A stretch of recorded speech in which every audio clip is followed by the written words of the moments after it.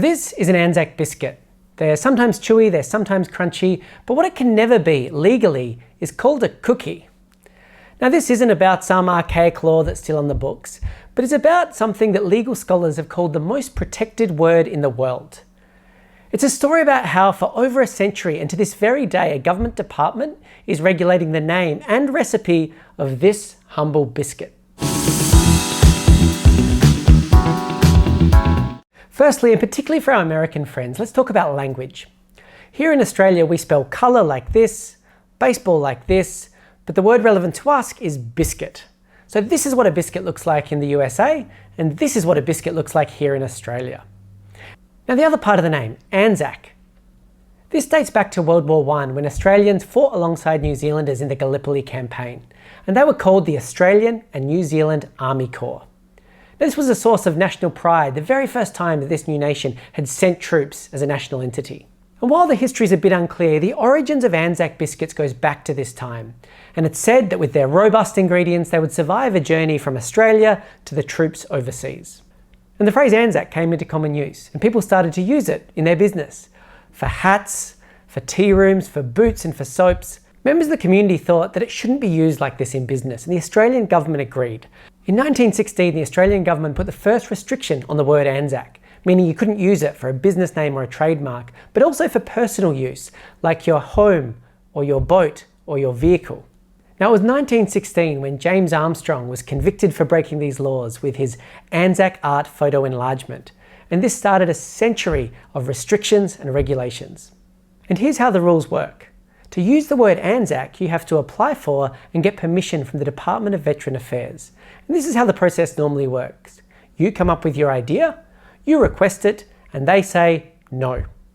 In 1934, Australia's beloved aviator, Charles Kingford Smith, an absolute badass who was the first person to do a trans-Pacific flight from the USA to Australia, asked the Australian government for permission to call his plane Anzac. Now he fought in the Gallipoli campaign. He was an Anzac. And what did the Australian government say? No. The Australian government's been pretty heavy-handed about this, but there are some personal areas where it's okay. You can name your pet Anzac, and you're allowed to call your kid Anzac as well. But if they grow up and want to name a business after themselves, then that's banned. Now back to our biscuits. For their first few decades of life, they weren't really sold. It was something you would make at home. But when people did want to sell them, what would they call them? They're called Anzac Biscuits. And here's what the regulations say. Applications for Anzac Biscuits are normally approved and are referred to as Anzac Biscuits or Anzac Slice. And here's the key. Referring to these products as Anzac Cookies is generally not approved due to the non-Australian overtones. That's right, it's un-Australian to call these a cookie, and prohibited by law to the tune of $10,200 for an individual, $51,000 for a company, and up to 12 months jail. And the Department of Veteran Affairs will only give it their tick of approval if you comply with the original recipe. That is, if you add chocolate chips to these, that is against the law. So you might be thinking, surely an Australian government department isn't really regulating the recipe of biscuits. Well, you might be surprised. Now the spirit of this law is to protect the tone of the word Anzac, and to stop this kind of thing when Lads Mag Zoo Weekly tried to have a special Anzac Centenary edition and had to pull it due to public outcry and not getting approval. In 2008, it was found out that Subway wasn't using traditional ingredients and they were ordered to change their recipe. Now they've had a lot worse scandals than this one, but when they worked out it wasn't cost effective, they stopped selling the biscuits. Ice cream makers Gelato Mussina was required to change their name from Anzac Bicky ice cream to Anzac Biscuit ice cream. In 2017, a Reddit post described this as un-Australian, a vegan cauliflower shortbread Anzac cookie. And this got mainstream news. Now the company making it had no idea about this law and quickly withdrew the product. And across the ditch, New Zealand have passed similar laws, where Anzac biscuits are allowed, Anzac cookies are not. So you might be thinking, yeah, but I'm not in Australia or New Zealand, so these laws don't apply to me. I'm going to start my own Anzac cookie company. Or Anzac Keksfjeriel Taike.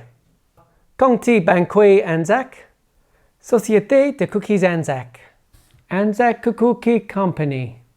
Sounds good, but it might not be so easy. In 2003, Australia and New Zealand made a submission to the World Intellectual Property Organisation to protect the word Anzac under Article 6, which restricts the use of national symbols and emblems. And this was accepted.